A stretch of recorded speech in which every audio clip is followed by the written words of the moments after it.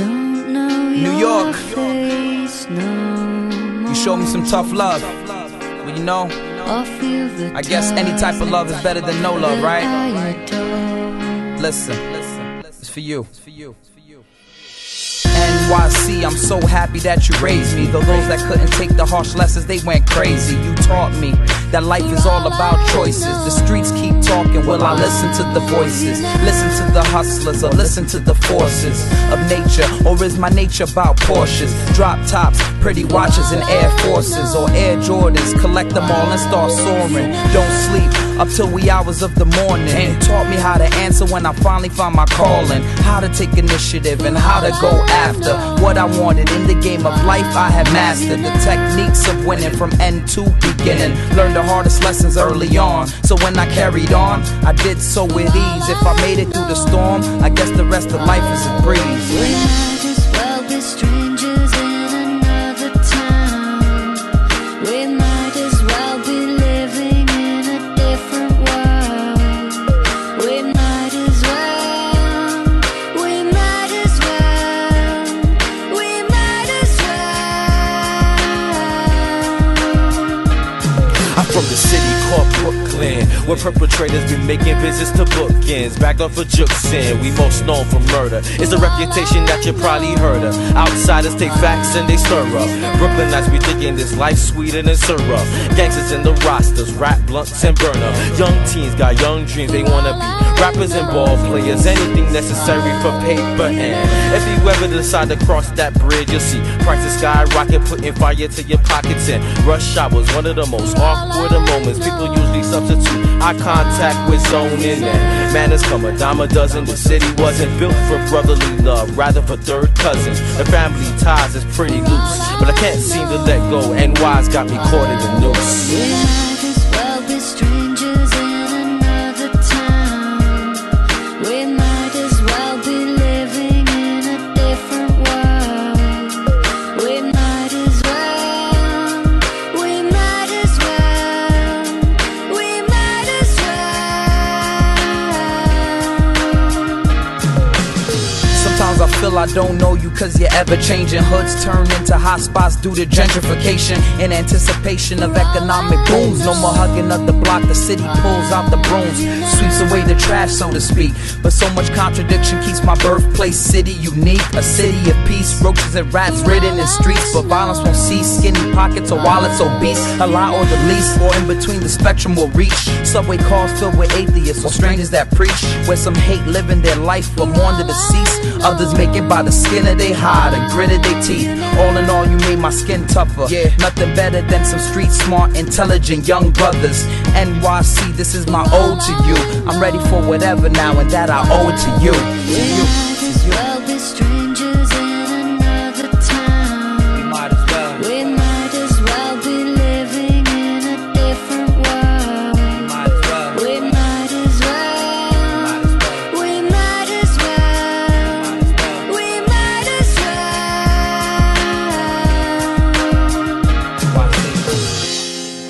I don't know your face no more, or feel the touch that I adore.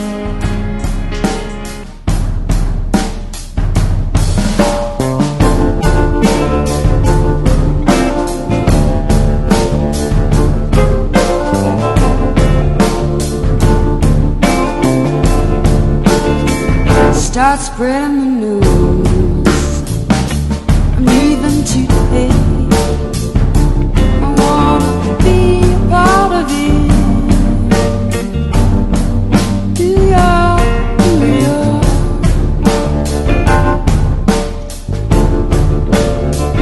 These vagabond shoes are long and too straight, right through the very heart of it.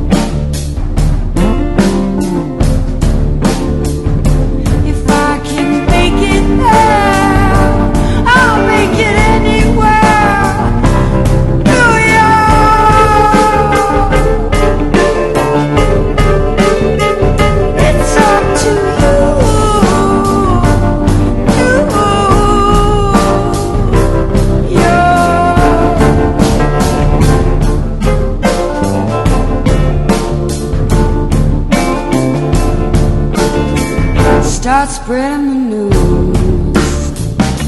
I'm leaving today.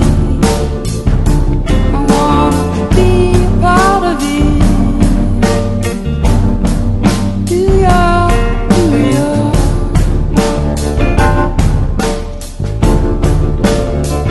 These vagabond shoes are long and too straight, right through the very heart of it.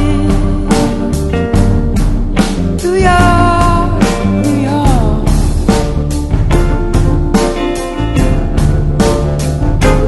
I wanna wake up in a city that doesn't sleep, to find the cream of the crop and top of the heap.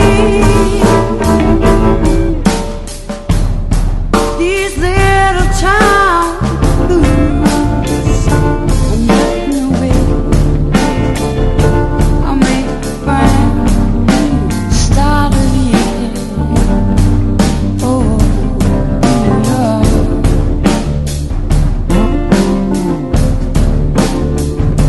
If I can make it there, I'll make it anywhere. New York.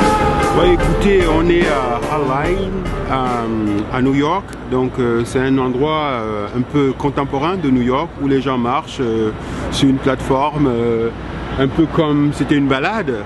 Le genre qu'on a un peu vers la gare de Lyon, c'est un peu ça. Mais bon, comme on est en Amérique, c'est un peu plus grand, un peu plus long, un peu plus ambitieux. Voilà. Donc on est à New York. Voilà. Bienvenue à New York. Donc je m'appelle Issa Niafaga, je suis d'origine camerounaise.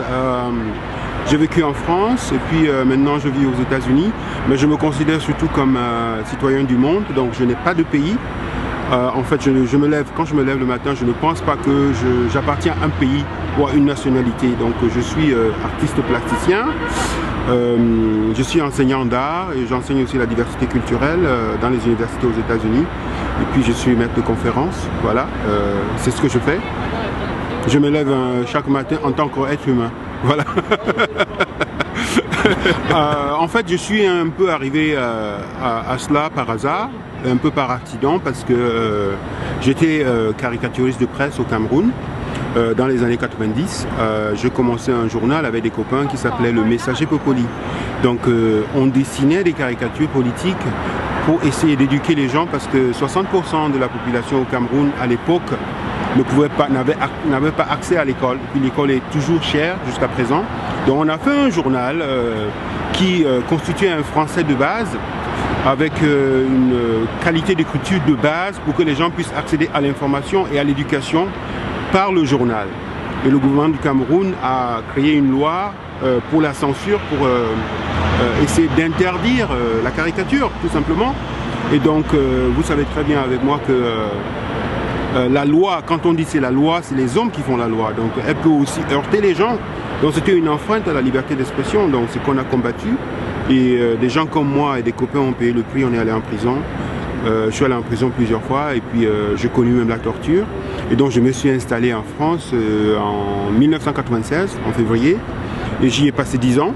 Et un jour, en 2001, l'Assemblée nationale française et puis le HCR, le Haut Commissariat des Nations Unies pour les réfugiés, m'ont demandé de prononcer un discours sur la citoyenneté du monde, sur la Convention de Genève.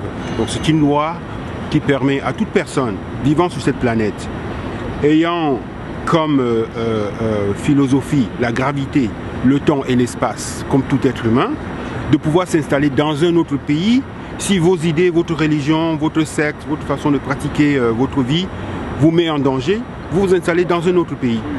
Et donc j'aime cette idée-là, j'aime cette universalité, et c'est pour cela que j'avais prononcé ces discours, et du coup je ne savais pas que c'était quelque chose de grand que j'embrassais, et du coup c'est devenu un discours planétaire, et puis j'ai été suivi par plusieurs cinéastes pour des documentaires, et puis je me suis finalement dit la planète appartient, donc tu peux t'installer n'importe où.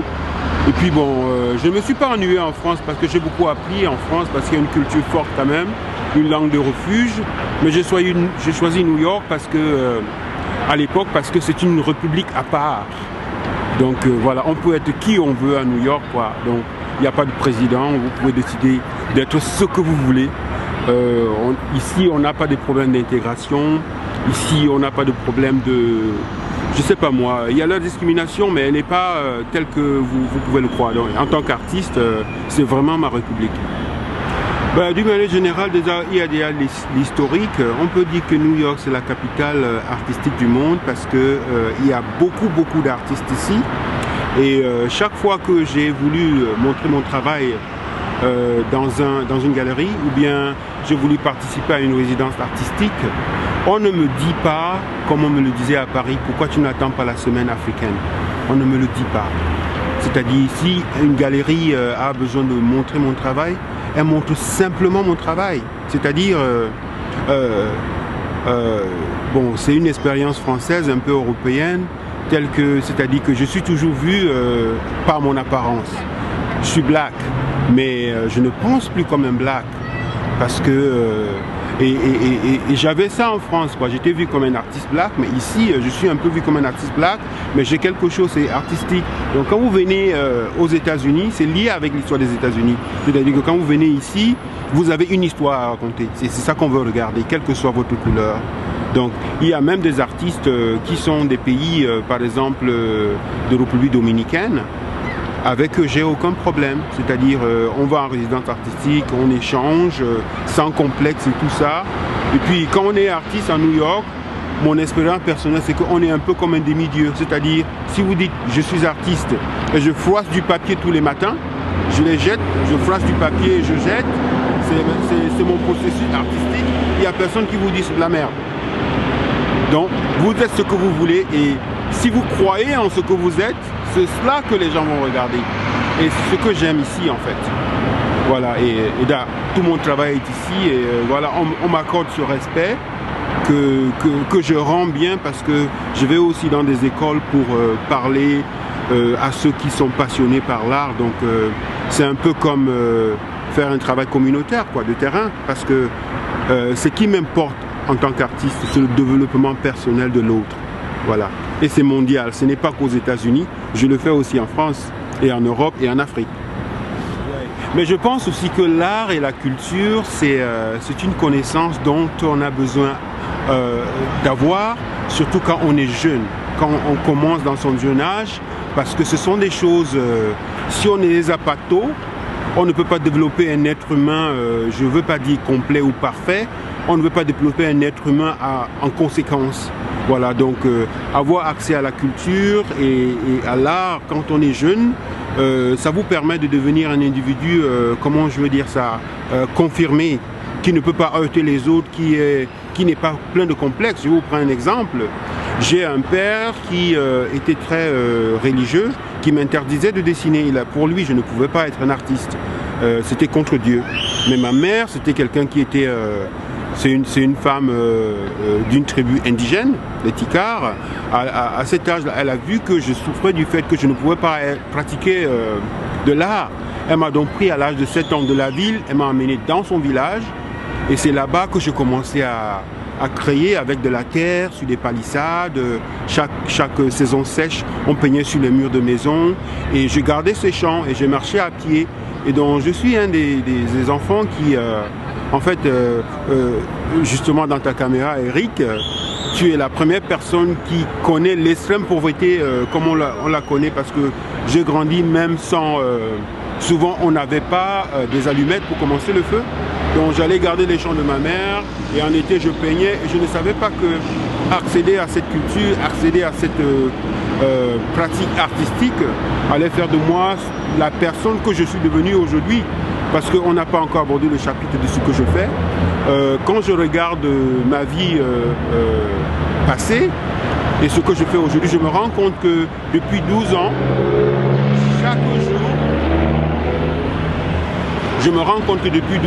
chaque jour, à long terme, je sauve 5 vies par jour. Avec un ordinateur dans les mains, avec les gens avec qui je parle, et l'eau potable qu'on donne aux gens en Afrique, l'accès aux soins, ça permet de transformer l'autre. Et c'est ça que je veux, cette force, ce pouvoir artistique et culturel que je recycle pour servir l'humanité contemporaine. En fait, c'est un peu ça pour donner une réponse un peu plus longue. Voilà. Alors, concernant ma démarche artistique, le sens que je lui donne, c'est d'abord un sens personnel parce qu'un artiste, c'est quelqu'un qui a une vision idéologique, philosophique, intellectuelle, qu'il commence dans une réflexion, je veux dire, mutuelle avec lui-même. Donc ça part de mon histoire. Je suis un artiste qui a défié le gouvernement camerounais et qui a défié le père qui ne voulait pas, pour des raisons religieuses, que je puisse dessiner, et qui a été torturé. Donc aujourd'hui, je me peins le corps, c'est-à-dire je mets mon installation devant un public, et puis j'ai une peinture corporelle, et je suis assis à genoux sur une toile avec mon acrylique, et j'ai un musicien qui joue pour moi, donc c'est de la musique vivante. Et pendant qu'il joue, j'entends ce son et je me peins le corps. Donc je me peins le visage, je me peins les mains et les pieds. C'est la première partie de la performance. La deuxième partie de la performance, je pose du papier musique sur la toile et je commence à poser de l'acrylique. Et avant même de poser l'acrylique, je danse parce que je veux que la peinture corporelle sèche. Et donc maintenant, je commence à bouger sur la toile au rythme de la musique. Donc, et je réponds avec le musicien qui joue ou bien le groupe de musique qui joue. On est en conversation et tout ça, ça part de l'improvisation.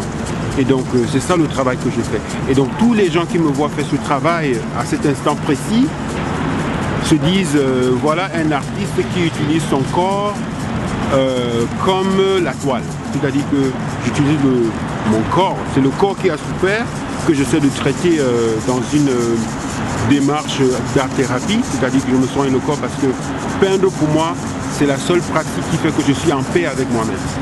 Et donc, j'ai tiré de l'art cette force pour pouvoir me soigner et ne pas avoir la rancune envers ceux qui m'ont heurté. Voilà, c'est d'abord ça le premier travail. Maintenant, le deuxième travail, c'est que j'ai créé une ONG au Cameroun qui, grâce à ces pratiques artistiques, d'abord cette toile, elle est coupée en plusieurs morceaux et envoyée comme un projet global à tous les gens qui veulent donner à travers Internet. Et donc c'est pour ça aussi que je me remercie beaucoup d'être né à l'époque de la technologie d'Internet parce que je suis mieux que Picasso. Je défie quiconque va me dire je ne suis pas mieux que Picasso parce que Picasso est mort sans avoir l'expérience d'Internet. Il est mort sans savoir qu'on aura des petits téléphones portables dans nos poches. Il a toujours il a eu l'image d'un téléphone connecté à un câble dans le mur. Mais aujourd'hui, il y a tout ça qui a été créé. Donc, j'utilise ça aujourd'hui pour pouvoir rendre l'autre heureux. Donc, en fait, c'est un peu ça ma démarche artistique. C'est-à-dire que ça part de moi, d'un traitement d'art-thérapie artistique pour aller vers le social et rendre la dignité à ceux qui ne l'ont pas. Et donc, c'est le passé... C'est en fait mon enfance, ça. C'est-à-dire que je suis quelqu'un qui a marché à pied pendant longtemps, qui allait chercher l'eau dans la forêt, le bois dans la forêt pour préparer le soir sans eau, sans électricité et qui veut changer ce futur puisque le passé m'a déjà manqué. Voilà, c'est un peu ça. Oui, voilà, bon, l'association que j'ai créée, l'organisation s'appelle HITIP, H-I-T-I-P, ça veut dire Hope International for Tika People. Donc, je passe 8 mois aux États-Unis où je vis et j'enseigne et je fais la promotion de mon histoire parce qu'aux États-Unis, il faut avoir son histoire personnelle. Et puis, je collecte aussi des fonds en parlant aux universités, aux institutions, aux fondations de l'association et de mon passé. Voilà. Maintenant, je passe 1 mois en France parce que c'est là que repose quand même mon exil, le moment où mon activisme a vraiment pris corps. Et puis j'ai un fils là-bas que je dois voir régulièrement. Et puis je passe l'été au Cameroun pendant 3 mois où je travaille dans la communauté. Donc en été 2013, 20 000 personnes ont accédé à l'eau. Donc ce projet s'appelle Water for Social Peace. Donc c'est l'eau potable qu'on fait avec le Rotary. Donc 20 000 personnes ont accédé à l'eau. Et dans ces 2 communautés, les Tikars, ma tribu, et les Pygmées qui sont à côté, qui viennent avoir la conversation autour de l'eau. Et ce projet a déjà gagné un prix international de paix du Rotary à Berlin en octobre 2012. Voilà. Maintenant, je fais une radio communautaire. J'ai déjà conçu une antenne après une campagne Kickstarter. C'est une radio communautaire qui s'appelle Radio Tabou, qui va concerner l'accès au réseau téléphonique et puis à l'antenne. L'audience, c'est 1 million de personnes. La radio va servir 1 million de personnes pour les questions de droits de l'homme, des mutilations des jeunes filles, la question des homosexuels, parce que au Cameroun, l'homosexualité c'est illégal. Et donc j'ai d'ailleurs libéré quelques prisonniers qui ont commis d'actes homosexuels. Avec Amnesty International, on a déjà libéré quelques prisonniers. Donc c'est ce travail que je fais en ce moment. Et donc je suis en plein collecte de fonds pour pouvoir permettre à cette radio d'exister, parce que ça va aider les gens à avoir l'accès à l'éducation, surtout les populations fragiles, comme les femmes, les enfants, et puis les personnes qui n'espéraient pas un jour qu'ils devaient s'entendre à la radio, par exemple. Donc voilà, c'est ça que l'art peut faire aujourd'hui, et donc c'est ça que j'essaie de faire comme transformation. Mais je vais chuter en disant que qui que nous soyons, quelle que soit la force qu'on a, on ne peut pas avancer seul. Ce n'est pas possible. C'est comme la pesanteur, c'est-à-dire que quand on lance quelque chose en l'air, elle doit retomber forcément. Donc on ne peut pas avancer seul. Pourquoi les gens les plus puissants de ce monde ont besoin de nous? Parce qu'on n'avance jamais seul. Donc j'ai besoin de tout le monde autour de ce projet, y compris toi, Eric, de pouvoir même me prêter attention pour que ce projet puisse prendre corps. Voilà, donc c'est ce que je fais en ce moment même.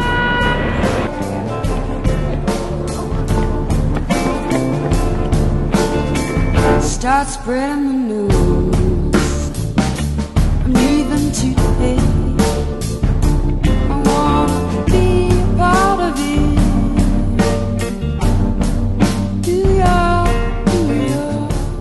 Ce que je veux dire, ajouter aux jeunes, c'est que la vie est tellement simple, c'est nous qui la compliquons. D'accord? Si vous ne vous aimez pas, personne ne va vous aimer. Si vous ne vous respectez pas, personne ne va vous respecter. C'est la règle du donner et du recevoir. Si vous n'aimez pas ce que vous faites, personne n'aimera ce que vous faites. D'accord? Et si vous ne l'apprenez pas par vos erreurs, c'est-à-dire que si vous voulez effacer vos erreurs, c'est comme vous voulez effacer votre passé, votre enfance. Non, il faut apprendre du passé. D'accord? Et ne choisissez pas d'être comme les autres. Parce que vos émotions sont propres à vous quand vous allez vous coucher et quand vous vous réveillez le matin. C'est votre propre histoire. Donc ne cherchez pas à copier les autres. Empruntez chez eux. Soyez curieux, empruntez chez les autres pour ajouter à ce que vous faites. Parce que je me considère comme un patchwork. D'accord? Donc chaque fois que je rencontre des gens, j'écoute leurs histoires, je vais au cinéma, je lis un livre et tout ça. Tout ça sont des choses qui me cultivent. C'est ça la culture. C'est ça la culture. Après, l'art, c'est ce que je fais. C'est-à-dire que je mélange tout ça en moi et puis je reçois quelque chose qui est propre à moi. C'est ma fonction première sur Terre. Et cette chose-là, je la prends donc, je la transforme donc en fonds pour faire un projet en Afrique, là d'où je viens. Donc, c'est ça, en fait, ce que j'ai appris de l'Occident, c'est le pragmatisme. Quand je vais en Afrique, je dis aux Africains, en Amérique, en Occident, l'électricité ne s'en va pas. Ce n'est que quand il y a catastrophe naturelle. Mais là, on est en ville, à Yaoundé par exemple, à la capitale, on se lave encore avec des seaux d'eau. Parce qu'il y a un manque de réalisme. Donc, on n'a pas appris du passé. Et donc, c'est cette société que je veux transformer. Et c'est mon histoire personnelle propre à moi. Et ça ne vient que de moi. Donc, si je ne m'aimais pas, ça n'allait pas arriver. Si je n'aimais pas les autres n'allaient pas m'aimer. Si je ne me respectais pas, les autres n'allaient pas me respecter. Donc, je m'en fous, en fait, que je sois black. Ça, je m'en tape, vraiment. C'est-à-dire que je ne me vois que black quand je me lève le matin, je vais dans un miroir. C'est tout. C'est ça. Mais sinon, je me vois comme un être humain. Et c'est comme ça que les Américains me voient. Je viens en Chine. C'est comme ça que les Chinois me voient comme un artiste international. On s'en tape. C'est une question de couleur. Et d'ailleurs, la seule discrimination que je connais, c'est pour ça que la personnalité d'Obama m'a frappé au début. Il avait dit, la seule discrimination qu'ils connaissent, c'est celle du riche et du pauvre. Parce que quelle que soit votre couleur, votre sexe, ce que vous faites, votre religion, à la fin du mois, à la fin de la semaine, quand la facture du portable arrive, il faudra la payer ou ne pas la payer. C'est selon si vous avez les moyens de vivre à la partie la plus riche de la ville ou vivre à la partie la plus pauvre si vous n'avez pas d'argent, quelle que soit votre couleur. Donc, c'est ça la réelle discrimination. Mais la connaissance qu'on a, la culture qu'on a, la capacité, c'est pas le talent qu'on a, c'est ça la force. Donc, c'est ça le pouvoir. Donc, ça dépend si vous utilisez ça pour marginaliser les autres ou bien pour les servir. D'accord? Ça dépend si vous utilisez le pouvoir comme on l'utilise en Amérique pour aller bombarder d'autres peuples dans d'autres régions du monde et prendre leurs ressources naturelles, ou bien vous voulez faire comme Mandela, prendre ce pouvoir-là et le remettre au peuple. One man, one vote. Vous comprenez? Donc c'est à vous, vous avez toutes les cartes en main en tant que jeune d'accéder à cette connaissance et de changer votre futur. C'est ça que je peux dire aux jeunes. Ah, je fais un coucou à l'école du paysage de Saint-Tumier, voilà, tenez bon, on est ensemble, voilà, ciao.